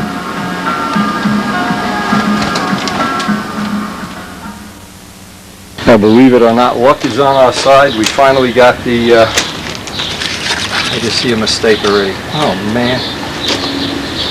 Piece of tape on this. We've been waiting patiently for a day. It's not raining.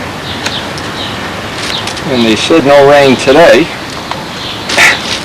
But it sure looks like it's going to rain. Anyway, what I decided to do is get a coat of primer on this. White primer. This is an excellent use for it. What it's really designed for.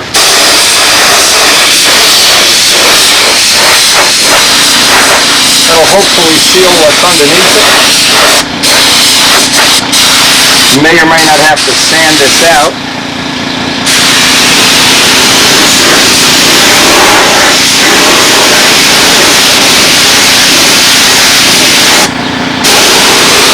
And again, until the model is test flown, I'm not going to feel like, you never know if any of the parts inside are broken or damage that you can't see, like when you do an auto body job, hidden damage. Anyway, you only need a light coat of the primer. You don't need a big, thick, heavy coat.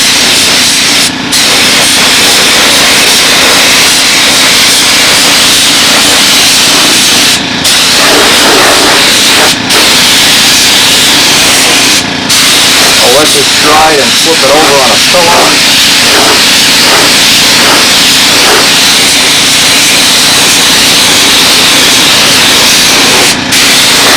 A lot of times you can get away with just 1 or 2 coats of primer, but nothing beats if you sand it out a few times.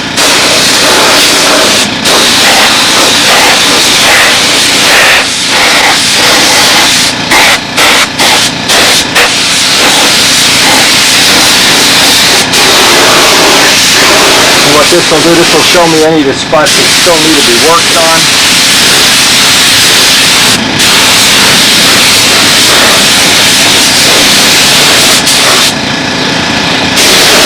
Along the edges, it's always good to get some extra.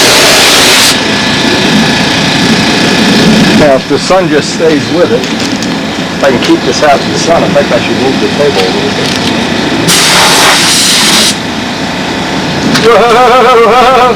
Look at this, do you believe this? Yep. It's hell weight, look at this. Alright, look, it's up like that. Believe me, I'm not going to be walking away from it.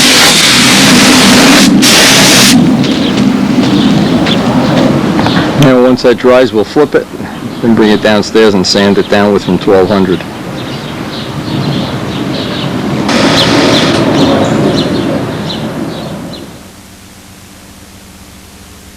Okay, we're back to filling in some more little dents. Once that's done, we're going to be ready to sand this coat of primer out. 1200.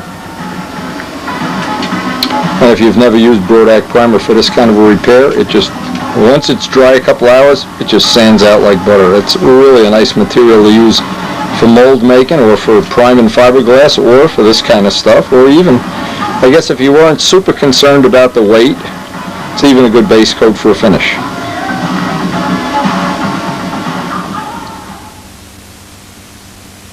It's out. I like to use 1200.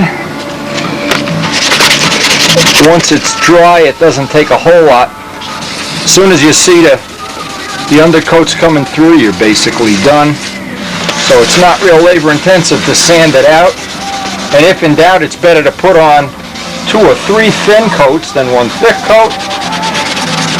Again, because we're trying to keep this finish to a minimum. We don't want to turn this into a $500 project. So as soon as we see the underlayment coming through,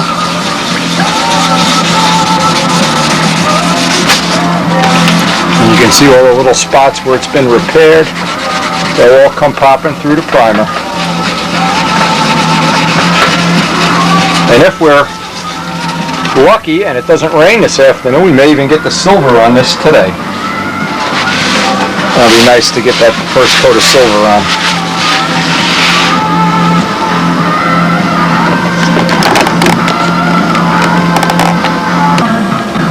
Okay, we're ready to put the first coat of silver on there. What I'm going to do though is any spot where the primer is through, in a spot like this where we're working on a little rough area, I'm going to take that area and just re-prime it, let it dry for 10 minutes, and then shoot the silver on it. I don't want, rather than recoat the whole down here, I got a spot where it's a little rough. We want to take advantage of this day because they're predicting more rain. With the weather, but there's a lot of breeze blowing, so what I want to do is I just want to touch up just the spots. I made this a little thinner than it was. I just want to cover everything. We have 1 coat of primer on everything.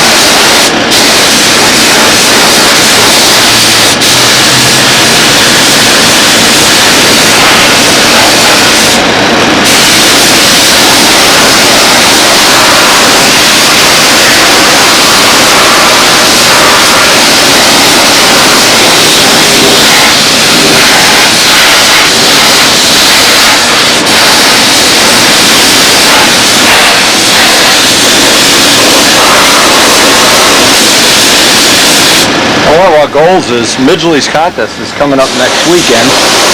All the paint can be drying while we're up at that contest, assuming we can get this done by then.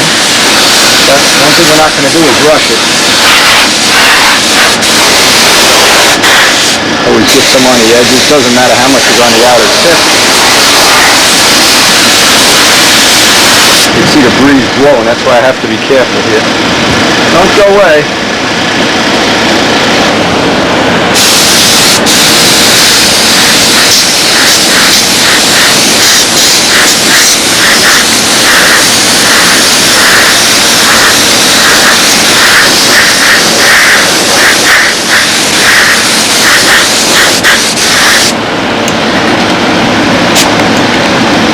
Trying to get a look at what this is going to look like when we have the B25 silver on there. The next coat will be, once this dries up, I think that's going to be fun.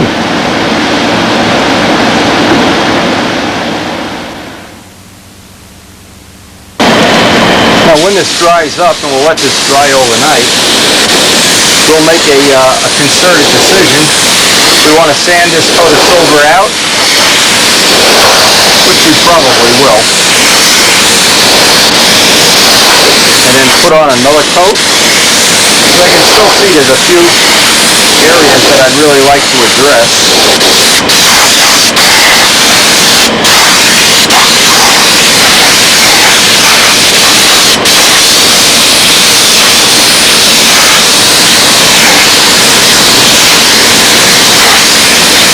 Again, we're just trying to beat the raindrops here. That's the main thing. And in case this tape ends kind of abruptly, we know we're going to pick it up on the next tape. Until we leave for Midway's contest, I guess this is the only thing we're going to work on. We really can't even fly with the way the weather is, all this crappy weather, so. It'll feel good when this guy gets back in the air. I feel real good when I have my Tigercat ready to roll. There's supposed to be some other twin-engine planes at the Midway contest too, so we're just looking forward to seeing them.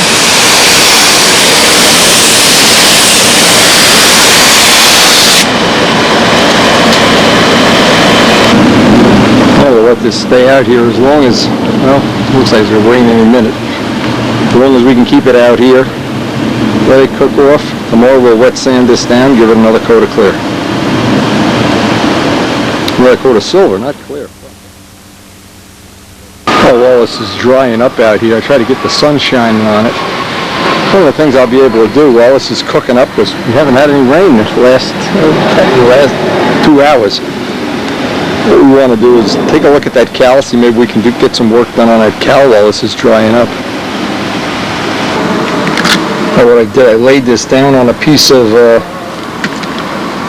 Teflon so nothing sticks to it. These are the drops of epoxy. And I imagine what I'm going to have is plenty of carving and sanding here, but if I can salvage just one of the things, it'll be a lot less work than making up new mounts and whatever. So what I'm going to do is, we're at the end of this video. I'm going to try to do this off camera and just get this all sanded out and ready to fit up. It just looks like it's going to be a lot of sanding and Bondo and everything else. And if we can't use it, of course, just a simple solution would be we'll make up another cowl. But we'll see how that works out in the next day or so.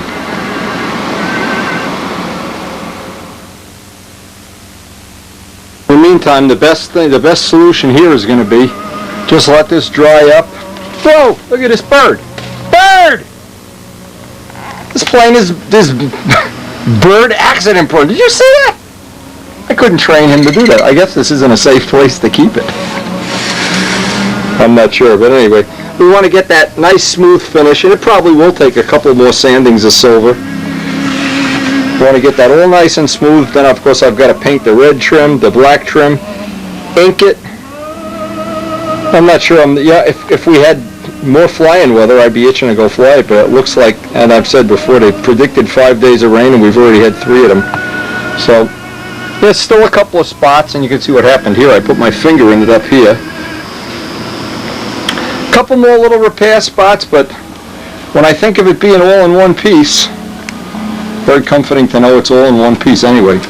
And we will pick this up on the next tape. What a start to the Tigercat project. Just hard to believe. Unbelievable.